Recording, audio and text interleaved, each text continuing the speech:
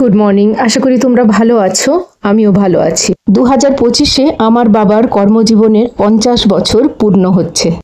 বাবার অভিজ্ঞতার অফুরান ভান্ডার থেকে আমি কিছুটা নথিভুক্ত করার চেষ্টা করেছি।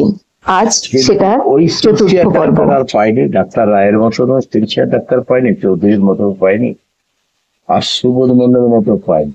তবে যে কার্ডিওলজিস্ট যে ভদ্রলোক এসেছিল সে প্রচুর ইসিজি পর্যন্ত ছিল, তার বেশি কিছু করেছিল না, সেগুলো মানবাজার করতাম। উনি পায়রা বড় বাবা আমরা বিষ্ণু আর সহদেব দুজন, আমরা আমার ছোট ভাইয়ের মতো। আমি দীপেন্দ্রনাথ মাহাতো আর আমার এক কলিগ সহদেব মাহাতো।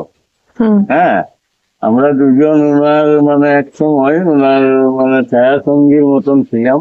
একটা বড় ছুটি নেই, বড় ছুটি নেওয়ার পর আজ জয়েন করি। তার কারণ হচ্ছে তার আগের যে পুজোর ছুটিটা ছিল, আমি একা এত বড় হাতে সিম্পল একা, একজন পিএইচও ছিল, সেও মাঝখানে চলে গেল। আর তখন আমার খুব একটা অভিমান হলো যে আমি একা আছি, তাও সুকুমার জয়েন করেও এলো না। ইত্যাদি এমন একটা মনের মধ্যে অভিমান পূর্ণ রাগ হলো যে সরকারি চাকরি আমি করবো। ছুটি নিয়ে যখন বসে আছি আমি, এই সময় আমার ট্রান্সফার হলো ডেপুটি সিএম 2। ডেপুটি সিএম 2টা হচ্ছে সব থেকে প্রাইজ পোস্টিং, এখনো আছে, তখন আর ওইটাই ছিল। সবাই আপনি প্রাইজ পোস্টিং পেলে প্রাইজ পোস্টিং, আর প্রাইজ চাই না ভাই, আমি ক্লিনিক্যাল পোস্টিং চাই। এবং আমি মানবাজারে যদি না হয় পুরুলিয়াতে ক্লিনিক্যাল পোস্টিং হলে ঠিক আছে, তো ক্লিনিক্যাল পোস্টিং হলো না। আমাকে বলছে না, তোমাকে ডেপুটি সিএম হতেই হবে। আমি একটা রেজিগনেশন লেটার দিলাম যে আমার আইদার পুরুলিয়াতে মেডিকেল অফিসার করা হোক, অথবা আমার এটা রেজিগনেশন লেটার হিসেবে ট্রিট করা হোক। যাও, সেই রেজিগনেশন লেটার হিসেবে ট্রিট করা হোক কথা শুনে সিএমওইচ আমাকে ডেকেছিল, আমি যাইনি। তারপর সিএমওইচ এসেছিল, বলছে তুমি কি পাগল হয়েছো নাকি, চাকরি কেউ ছাড়ে? আচ্ছা, ওই করতে পারবো না আমি চাকরি। বলছে তোমার মতো এই পোস্টিং কত কত লাখ লাখ টাকা দিয়ে করছে তুমি জানো, হাজার হাজার টাকা, তখন লাখ ছিল না। আমার দরকার নেই টাকা, আমি যেমন হচ্ছে তেমনি থাকতেছে, আমাকে জেনারেল ডিউটি মেডিকেল অফিসার যদি করে দেন পুরুলিয়াতে তাও আমি আচ্ছা, কিন্তু আমাকে সেইটা না করে তাকে করে দিত, বাঘবন্দিতে ছিলাম। তখন আমার আবার মনের মধ্যে একটা অভিমান হলো, লাগলে যে কোনো এতদিন ধরে কাজ করলাম, তার কোনো সহানুভূতি নেই। আর ওরা বলছে আমরা তো সহানুভূতি করছি, আপনাকে তো প্রাইজ পোস্টিং দিচ্ছি, কিন্তু আমি প্রাইজ পোস্টিংটা আমার পছন্দ নয়। যেহেতু আমার রুগী দেখা অভ্যাস, আমার ওই অফিসার হওয়ার ইচ্ছাটা ছিল না। তার জন্যে ওই আছি গোঠে নাই মাঠে করে চাকরিটা ছেড়েই দিলাম। আর আমাদের পশ্চিমবঙ্গ সরকার আমাকে কোনোদিন বলে নাই আপনি কোথায় আছেন, আর আমিও বলিনি আমি এখানে আছি। শেষ পর্যন্ত কি হলো না, আমার চাকরির সীমা পেরোবার পর আমাকে একটি চিঠি লিখতে হলো আমাকে, যে আমি এতদিন চাকরি করেছি, আমার এতদিন ছুটি পাওনা আছে, আমি এতদিন সার্ভিস দিয়েছি, আর 11 বছর চাকরি আমার হয়েছে, আমার পেনশন ইত্যাদি ব্যবস্থা হচ্ছে। তো কেউ কিছুই করে না, এই একটা চিঠি দিয়ে কত এক গাদা চিঠি হয়ে গেল। তারপর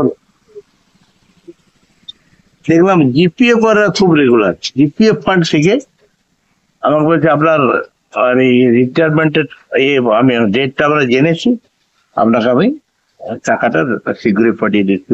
সেই আমার প্রথম টাকা পাওয়া সরকারের কাছে, যেটা লোন। তো রিটায়ারমেন্টের জিপিএফ থেকে আমাকে 40,000 টাকা বলতে, আমার ছিল না 70,000 টাকা, সেটা আমাকে দিয়ে দিলাম ছিল। আমার একটা রেকর্ড হলো যে আমি চাকরি ছেড়ে জিপিএফ এর টাকা পেয়েছি। তারপর বারবার চিঠি দিই, কেউ কিছুই করে না, কেউ কিছুই করে না। ওই রাইটার্স বিল্ডিং, তখন স্বাস্থ্য ভবন ছিল, রাইটার্স বিল্ডিং ছিল, পড়ে আছে, সব পড়ে গেছে। তারপর স্বাস্থ্য ভবনে এলো এসব। একটা সুযোগ হলো এখানে নারায়ণ মাহিন্দার সেই সময় কলকাতায় থাকার দরকার হলো, ওর ছেলের জন্য একটা ফ্ল্যাট কিনেছিল, এখনো ফ্ল্যাটটা আছে, ফাঁকা বসেই থাকতো। নিয়ে বললাম এই সমস্যা, দৈনিক রাইটার্স বিল্ডিং এই স্বাস্থ্য ভবনে যেতে হবে, কারো তাড়া দিতে হবে। তো ও স্বাস্থ্য ভবনে যে খুব গল্প করতে পারে, তো খুব যে আমি এই পুরুলিয়া থেকে আসছি, দেখুন না এত বড় ঘেমে এসেছি। হ্যাঁ বসুন বসুন বসুন, পুরুলিয়া থেকে এসছেন, এত বড় গরমে? বলছে হ্যাঁ, আমার বন্ধুর জন্য আসছি, আমাদের ডাক্তারটা আমাদের খুব প্রিয় মানুষ, ও আর পেনশনটা আপনারা দিচ্ছেন না, এইরকম করে পেনশনটা ও রেডি করলো আর কি, ওই প্রথম রেডি করার পর মাস তিনেক পরে বলছে হারিয়ে গেছে, ফাইল হারিয়ে গেছে, পেনশনের ফাইল ডাক্তার লাগে। তখন ও বলছে ফাইল হারিয়ে গেছে, এটা কেউ নেই। সে বড় বাবুটা খুব ভালো ছিল, বলছে আপনি কত বড় কাজটা খারাপ করে দিলে বলুন তো, আমি কথা দিয়েছিলাম যে ফাইল ঠিকঠাক হয়ে গেছে। তখন বলছে আবার আমি করে দিচ্ছি, করে দিল ফাইলটা, করে দিয়ে তারপর যথারীতি আমি পেনশন পেলাম। আমার ইন্টারভিউ হলো, আমাকে বললো আপনাকে একটা কথা, যদি পেনশন পেতে চান আপনাকে বলতে হবে হ্যাঁ আমি আনঅথরাইজ পেনশন ছিলাম, নাহলে পেনশন দেব। নিয়ে আমাকে বলতে হলো, বলছে আপনি ওই লিখে দিল যে সেপুটি রেখেছিল। তো আমার ছুটি মঞ্জুর করেনি, মানে আনঅথরাইজ পেনশন আমি ছিলাম, আমাকে স্বীকার করতে হয়েছে। যদিও আমি আমার চিঠি দিই, সিএমওই যাওয়ার সময় বলে গেছিল লাইফ তোমার ফাইল পড়েই থাকলো, আমি পাঠাই নাই, যেহেতু আমার মনে যায় তো কোনোদিন জয়েন করবি। তারপর আমার একটা শিলিগুড়িতে জয়েনিং লেটার এলো, অফার লেটার এসেছিল শিলিগুড়িতে, আমি আর যাইনি, প্র্যাকটিস করছি, চলছে।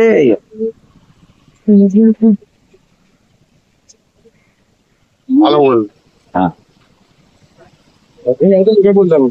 বারান্দাটাই আমাদের আউটডোর, এইখানে রুগীরা দাঁড়িয়ে থাকতো, এই বারান্দাতে আমি আর আমরা দুজন ডাক্তার আউট দেখতে। এটা একটা বারান্দা ছিল, পরে আবার এটা টেম্পোরারি রান্নাঘর হয়েছিল, এখন একটা বোধহয় ওই ছিল দোকানটা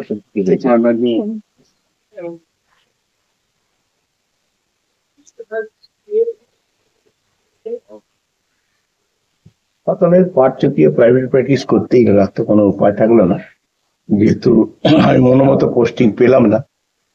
তো তখন প্রথমে আমি সামনে একটা ঘর, এই যে আমার বাড়িটা আছে সামনে একটা মাত্র রুম ছিল, সেইখানে চেম্বার আরম্ভ করলাম, দুটো, তারপর তিনটে, তারপর চারটে চেম্বার চললো।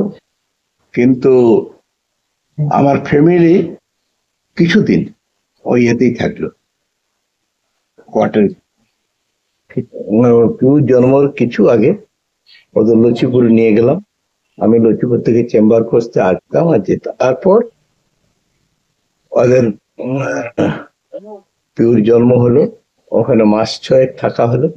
আমার কিন্তু যাতায়াতই করতে করতে এইদিকে বাড়িটা রেডি হয়ে গেল, বাস করা উঠে দিচ্ছে কিংবা গৃহপ্রবেশ করলো। এইটাতে গৃহপ্রবেশ অনুষ্ঠানটা হয়েছিল, এইটাতে নয়, ওই পিছনে ওই বাড়িটাতে 1986 সালের 1 মে।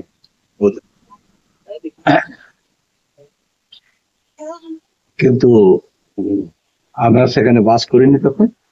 পরে 6 মাস বয়স হওয়ার পর ওদের সবাইকে নিয়ে এলাম, আর আমি আমার পিছনে ঘরটা রাখলাম, আর চেম্বারের সামনে 2টা রুম নিয়ে 3টা রুম নিয়ে আমি চেম্বার করতে আরম্ভ করলাম।